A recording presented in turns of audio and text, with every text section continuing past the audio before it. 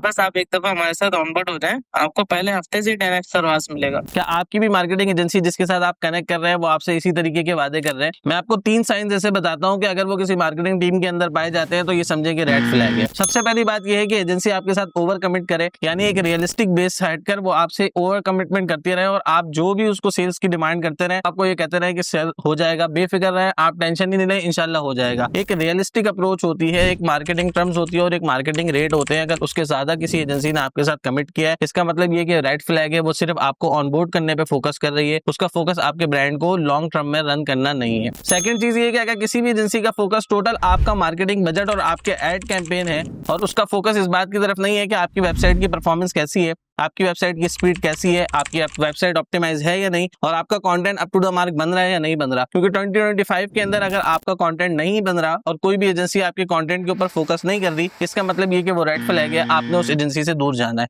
2025 में आपने सिर्फ उसी एजेंसी का इंतखाब करना है कि जो एजेंसी अपने मार्केटिंग के साथ साथ अपने कंटेंट की गेम को भी स्ट्रांगली लेकर चलती हो। तीसरा साइन ये है कि आपकी मार्केटिंग एजेंसी को आपकी प्रोडक्ट के बारे में मार्केटिंग रिसर्च स्ट्रांग होनी चाहिए और उसको आपके बिजनेस की फाइनेंसिस के बारे में भी पता होना चाहिए कि आपकी प्रोडक्ट कितने की कॉस्ट कर रही है, कितने ओवरहेड एक्सपेंसेस हैं और कितने की ये सेल होनी चाहिए। यानी आपका ब्रेक इवन ROAS निकालना और आपको प्रॉफिटेबिलिटी की तरफ लाने के लिए उसको प्रॉपर एक एक चीज की नॉलेज होनी चाहिए। इन केस अगर वो सिर्फ और सिर्फ एड चलाना बहुत अच्छा जानते हो लेकिन उनको नहीं पता कि फाइनेंसिंग मैनेजमेंट किस तरीके से होती है और आपको किस तरीके से प्रॉफिटेबिलिटी के साथ इसको आगे ग्रो करना है, तो यकीन करें कि वो आपको बहुत अच्छी सेल्स तो ला के दे देगी, लेकिन आप चंद महीनों के बाद जब अपनी कैलकुलेशन करेंगे तो आप यकीनन लॉस के अंदर होंगे। तो इन 3 चीजों का लाजमी ख्याल रखें, उसके बाद एक बेहतरीन मार्केटिंग एजेंसी का इंतखाब करें।